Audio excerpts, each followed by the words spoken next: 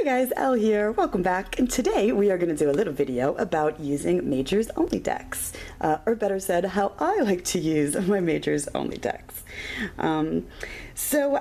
It's very true what I'm sure most of you have heard, that you can do a complete, well done, well-rounded tarot reading with just the major arcana. I think that is 100% accurate, 100% true. There are plenty of people out there that read with only the major arcana. And it's not, maybe just because they don't feel like learning the rest of the tarot deck.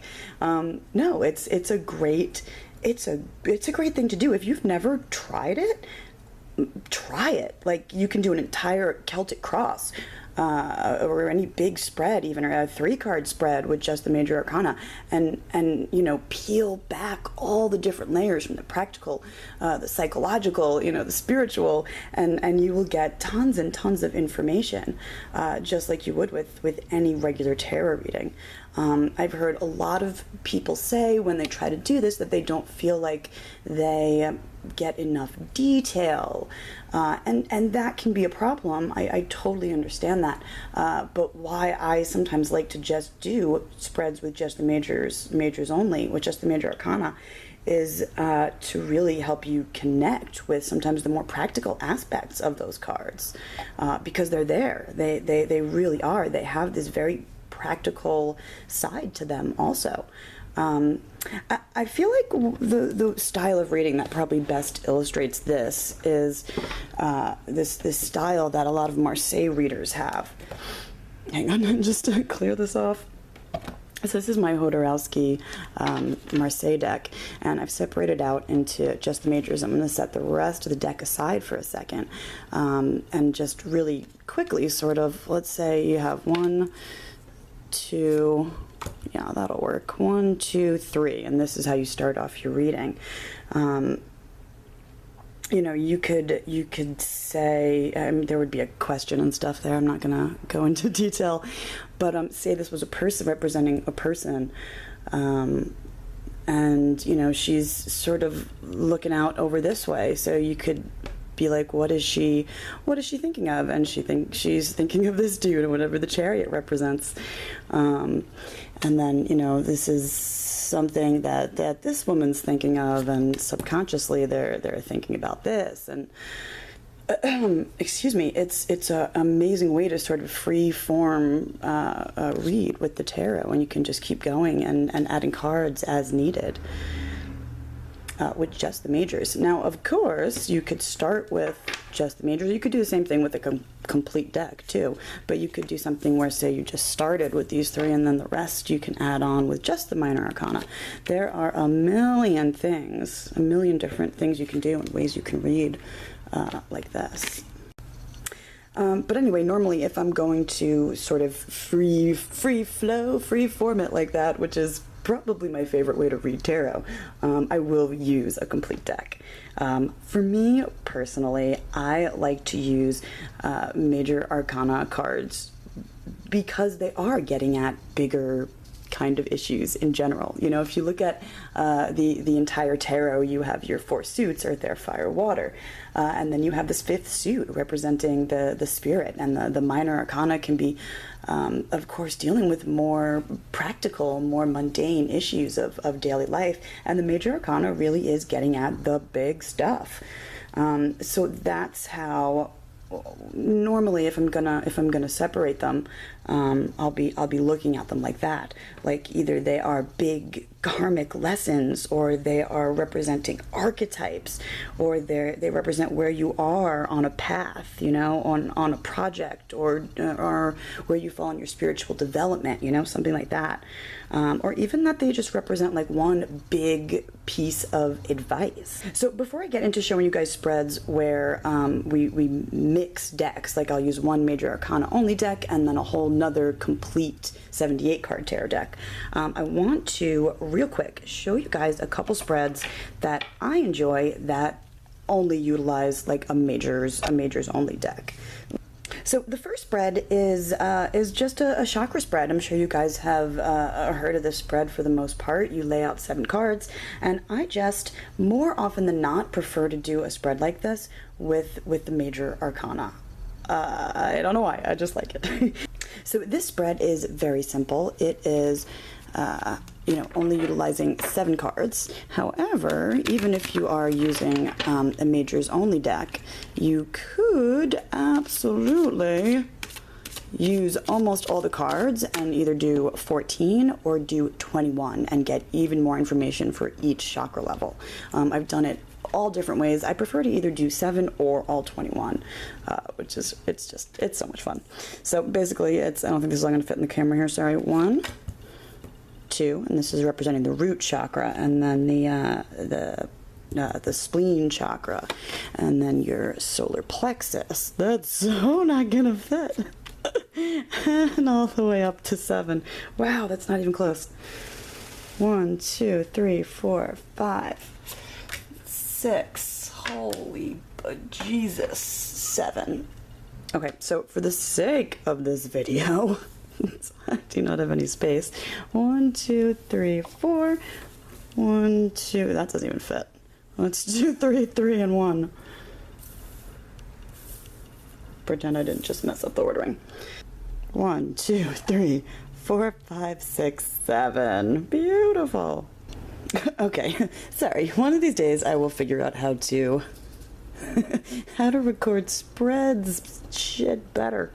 Okay, so basically this is your root chakra, number 1. So this is representative of your root, your energy level, your vitality, literally your roots, like where you come from, self-preservation, and security and grounding and all those sorts of things. Number 2 would be your sexuality, your nurturing, your emotions, your emotional well-being, even relationships with family and lovers and friends and those sorts of personal relationships. Number 3 is the ego. It's your willpower. It's where you focus. It's also your work and your co-workers and people that you sort of work with and know. Because they're impersonal sort of acquaintances. It can have a lot to do with your livelihood and how you make your money and all that. Number 4 is your heart chakra. So this is about love and compassion, understanding and healing. It's also about your ability to give and receive love. It's about empathy. Number 5 is your throat chakra, and it's all about self-expression and creativity and expressing your truth, who you are, who you want to be. And it's really, really about speech and communication. Number 6 is your third eye, and it is sort of what things that you might need to, sometimes it represents things you might need to take a closer look at. And are you seeing things clearly? It can have a lot to do with fantasies and dreams, your ability to visualize. It's also your reasoning and your intuition. And that brings us to number 7. This is all about your higher aspirations, your knowledge, your higher desires, your overall self-image, sometimes fantasies too, but it's more about connecting with your higher self and what you want and what's blocking you and what might be stopping you. So that is more or less how I interpret a chakra spread. And I do, like I said, really like to use the majors, just the majors for a spread like this. It's getting at big stuff.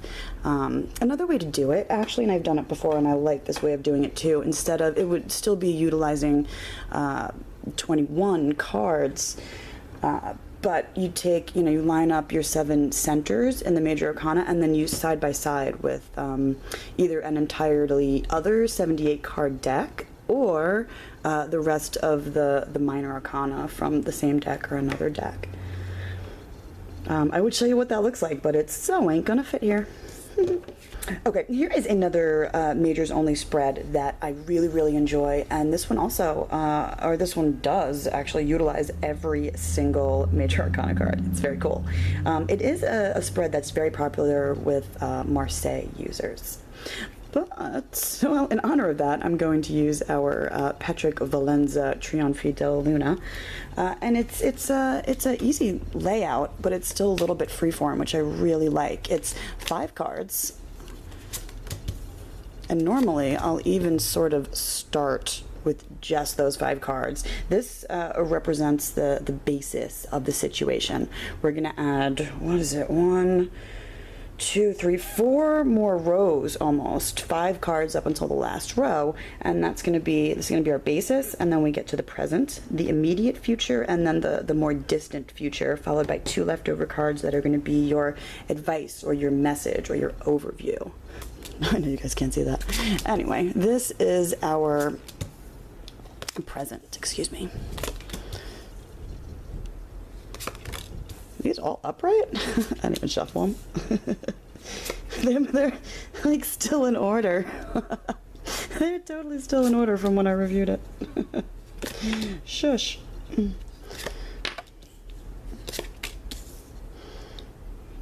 Oh man, that's not gonna fit either. That's all right. You guys get the idea.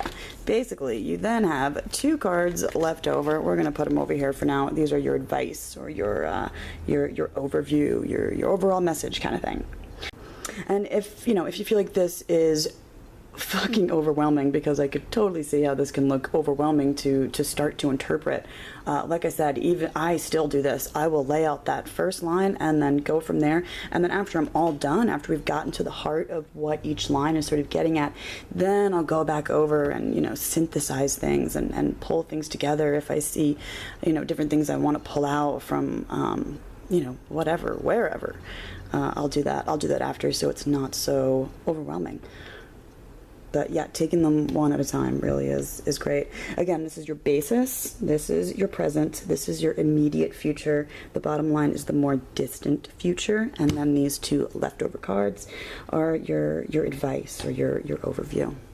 Okay, so the rest of the spreads I'm going to go over all incorporate 2 decks. 1 majors only, or the majors from a deck, however you want to go about it, and 1 78 card complete deck.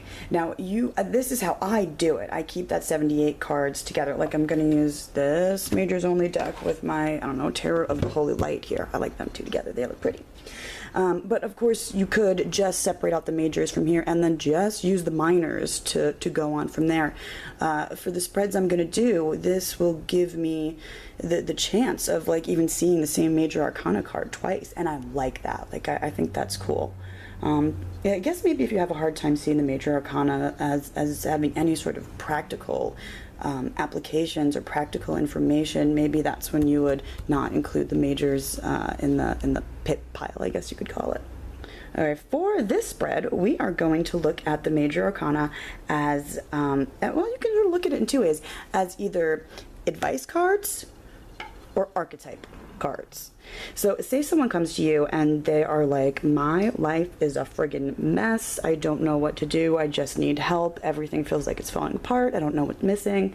You could say, we're going to do like an archetype reading, and like this archetype is what you're going to need to incorporate into yourself, into your personality. It's going to be your guiding light. Or you could say, we're going to ask the major arcana for like a piece of advice, and then we're going to see how it will sort of play out in the rest of your life. It's just 2 kind of different ways of looking at things, and I love doing this reading kind of both ways. I kind of like the archetypal way a little bit better. No, shit, I like the advice way better. I like them both. But that's kind of the only thing you really need to decide beforehand, is how you're going to go about this. I don't know, let's do like advice first. So, this is where you're going to pick just 1 card from your majors only deck. Keep them upright for now. All right, you got the Magician. So what is the advice the Magician is giving you? Maybe he's telling you to be active in your life. Maybe it's as simple as that. Let's go with that. So then you're going to take the rest of your deck, and this is only a 5-card spread, very simple, and you're going to do basically an elemental cross. 1, 2, 3, 4. And see, I like that. I like that you can still have majors in here because it might be relevant, But yeah, this is our advice, and we're going to see how this advice is going to help us. You know, if we take this advice, we'll see these changes in these 4 aspects of our life: earth, air, fire, water, however you want to go about interpreting that. For me, it's like I tend to do earth, air, water, fire. And if you're doing it like an archetypal spread, it's really can be like the same exact thing. You know, you're going to say that if you embody the principles of the magician, you're going to see these changes in your life. It's kind of the same thing. Okay, so let's go through real quick. This, you know, let's say you embody the magician archetype. These cards are how that's going to affect the rest of your life. This is how it's going to affect you, maybe emotionally, or in your relationships, or in the entire like cups world kind of thing, the watery world. Let's see what's here. This is the Hierophant, right? So I don't know, maybe if you embody that in your relationships, you will be able to be heard more. You'll be able to express your ideas or express how you feel more clearly, and be listened to and be understood in a more healthy way. Let's scoot down here. Let's see. This is the 8 of Cups reversed, and this is down in the earth, which has to do with, you know, practicality, practical lessons maybe you'll learn if you listen to the advice of the magician. And I feel like this card right here, you know, how this is going to play out like physically in your everyday life, is it's going to start to sort of bring things to the surface that you didn't necessarily think that asserting yourself in such a way would bring. It's going to help you start to understand things that more about yourself that you didn't realize. And it's actually not going to be super easy, but it'll feel cleansing. I actually want to draw another card here. Sorry, I'm getting into it now. Ooh, the Fool reversed. But you could do that. You could draw as many cards as you want, of course. Sometimes I'll cross them or whatever, but yeah, I feel like they're both telling you you're going to meet some resistance here.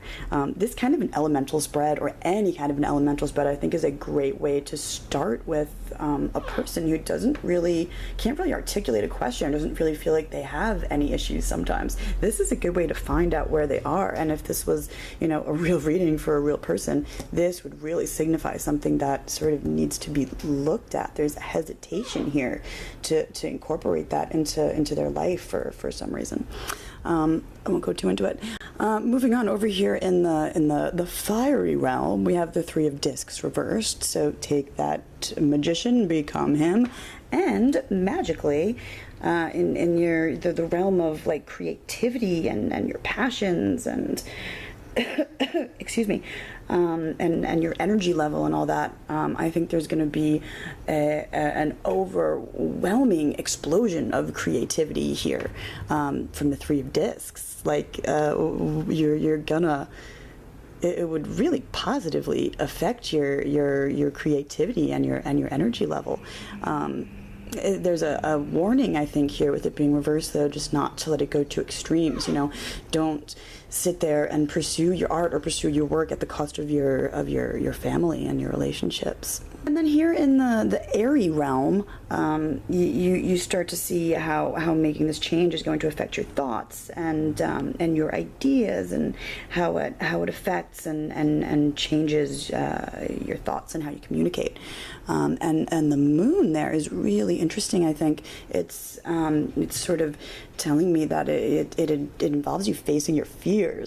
I think, you know, if this were a real reading, I think that person might be, I don't know, like a bit of a hermit or something, and you know, speaking truth and acting in a magician-y kind of a way is going to be a big change and a big step. Okay. Enough with my fake reading. Another thing that I will often do with a spread like this, besides adding on extra cards, is actually lay out all of the cards of the major arcana. A lot nicer than that. I'll lay them out in an entire row, kind of all upright, and let the person take a look at all of them, and I will ask them, what card do you feel, not that you think is the prettiest or the ugliest or anything like that, but what card do you feel drawn to, and let them choose their major arcana card. I feel like it's a little bit easier to do that with someone who's not familiar with the tarot, who's not going to be swayed by much previous knowledge or anything, but it can be really interesting to see the cards that they pick. Okay, so this next spread is a spread that is one of my favorites. I really like it because it includes some of that sort of free form kind of stuff like you've seen already, without having a defined, positional meaning for every single card that you're going to lay out. Basically, more or less, I'm going to give you like 3 spreads right now, but they're all variations on one general idea and one general spread. So for this one, this is one of those times where we're going to look at the major arcana like they are big karmic lessons, and that's what I call these spreads. Like, they're karmic lesson spreads. It's all about getting to the heart of what is the lesson to be learned at this time in your life, or in this situation in your life. Yeah, and I think it's a really cool thing to look at. It doesn't really delve into past lives or anything like that. It's one of those spreads that, I think most people, even people who aren't necessarily very spiritual or religious or anything like that, can sort of identify with this idea that, if they look back on the experiences of their life, they'll be like, there was a fucking lesson to be learned there. I think this karmic lesson idea is something that most people can relate to. And it's a really cool way to do a tarot reading. So basically, I'm going to show you guys the simple version of this first, and it is still a 10-card spread. So it's got just as many cards as like a Celtic cross. So you could say it's already kind of a large spread. So you're going to pick one card from your majors only deck, and that was the Emperor I just pulled from my Ansata Tarot, and that's going to go at the top there. And that's the only major arcana from your majors only deck that you were going to use. I'm going to use the rest of the deck in the Tarot of the Holy Light here. And then the rest of the spread, the simple karmic lesson spread, is going to look like this. 1, 2, 1, 2, 3. And it's still not going to fit. 1, 2, 3, 4. So normally you'd have a little bit more of a pyramid kind of a shape, but you can't see. I'll tilt it back. He's all the way up there. You get the idea. So basically what you have here is your overall karmic lesson in the Emperor. These next 2 cards up here, this entire top 3 cards basically represents spirit. This middle row here, mind. Bottom row, body. Basically, the 2 cards underneath your majors only karmic lesson card is to elaborate on and expand on and sort of focus in on exactly what the Emperor is talking about. And you can see here, it's not just minor arcana cards that come up. I'm pulling from the entire deck. So I have the Fool reversed and the 3 of discs. Oh, I used the same cards from the other spread. I didn't shuffle. Shh, whatever. So basically, if this was how it fell, maybe we could say our lesson needed to be learned here definitely has to do with stability and order and control, maybe.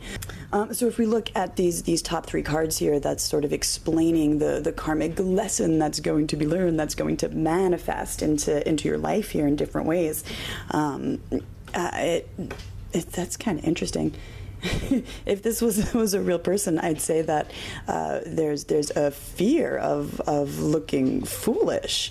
Even the 3 of discs reversed has a lot to do with how others view you and eccentricities and this sort of weirdness. And I could see that. This is probably a reading for myself. I feel like every time I do a fake reading, it just becomes a reading for me.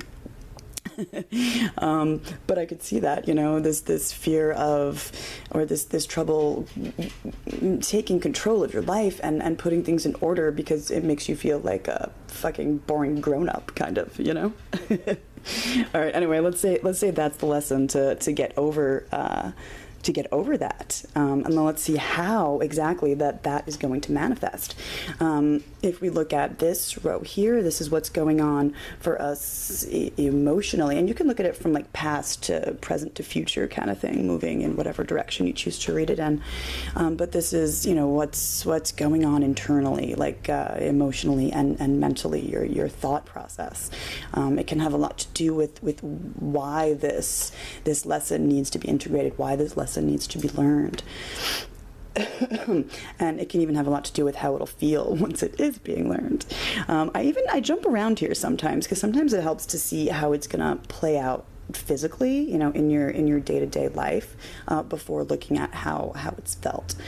Okay, so I'm going to jump around a little bit and read this bottom line first. This what is practically going to happen, or it has happened, how that lesson is going to be manifested in your life.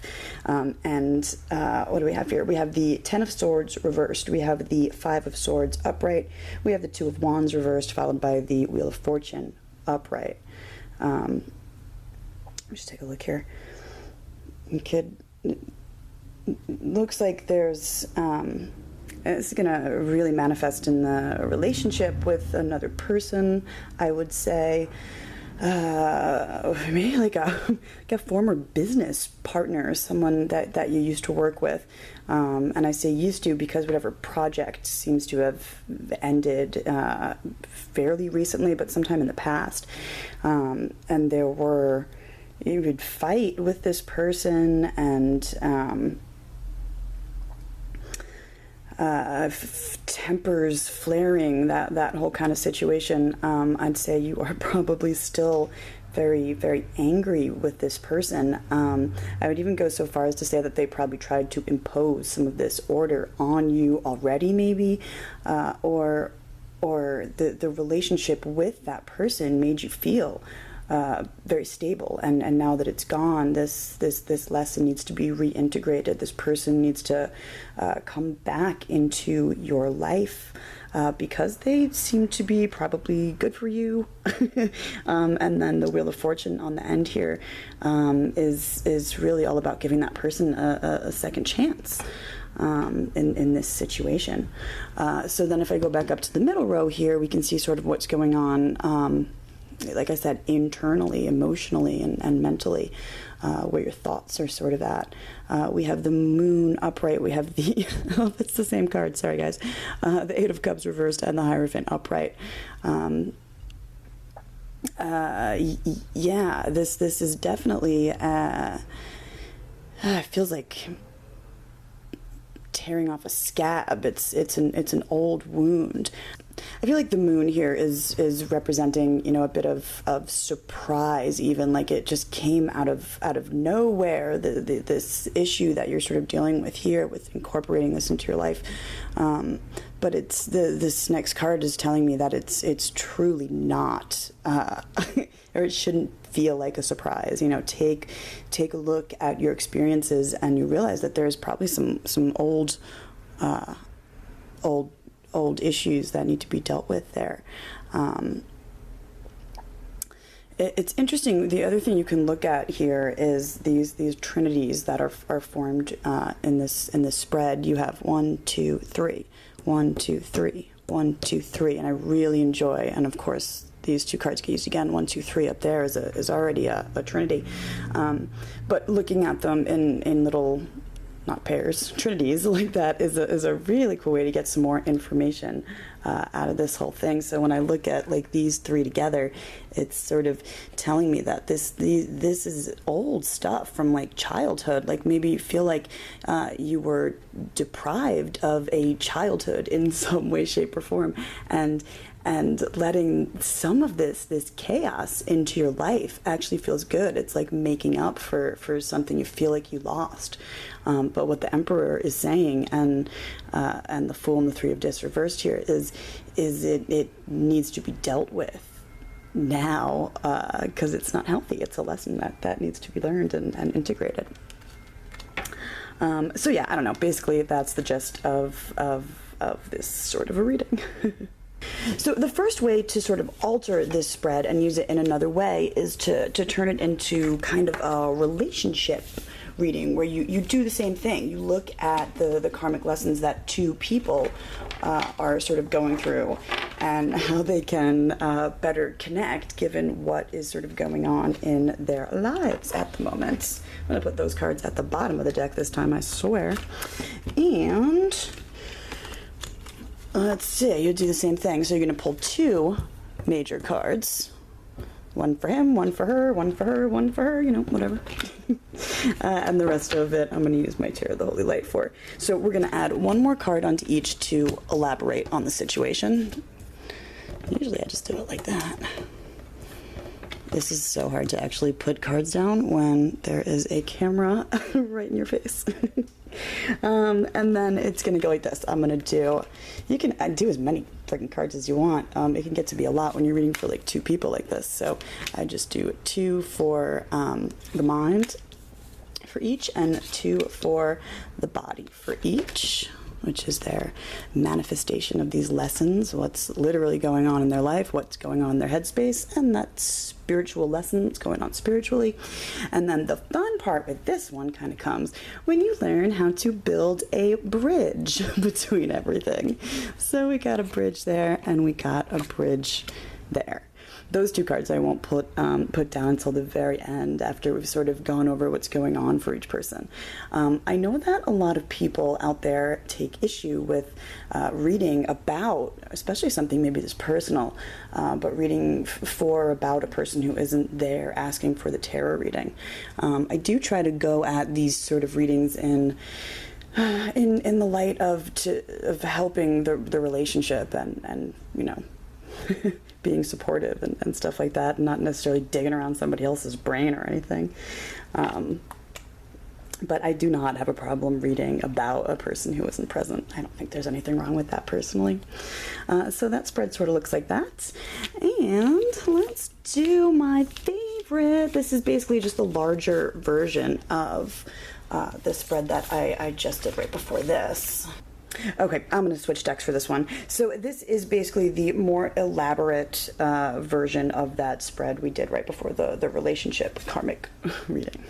So what we do here is we pull, again, just 1 card for the overall lesson from our Majors Only deck. This is my Trion Fide Luna Majors Only deck. And then I'm going to pull 2 more cards, and these are going to be like big advice cards. They're going to sit off to the side up there. I know they're hard to see. But that's it from the Majors. Got 3. And then I'm going to switch. I just pulled out this deck. I haven't played with them in a little while. My Cat Black Golden Tarot.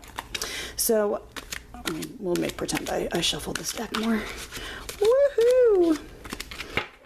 Okay, so from here we are going to do sort of the same thing we did before. We're going to pull 2 cards right below the center lesson card.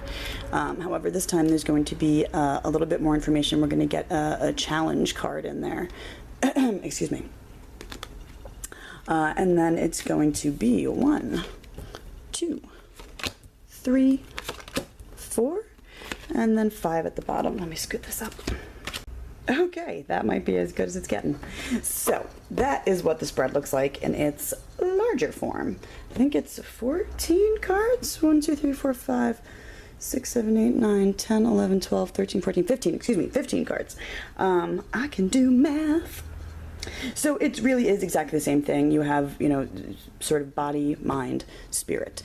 The extra, or the differences, like I said here, is you have this one other card here that is definitely, all these 4 cards really relate to the karmic lesson at hand, which is death. And then the rest of these cards elaborate on it.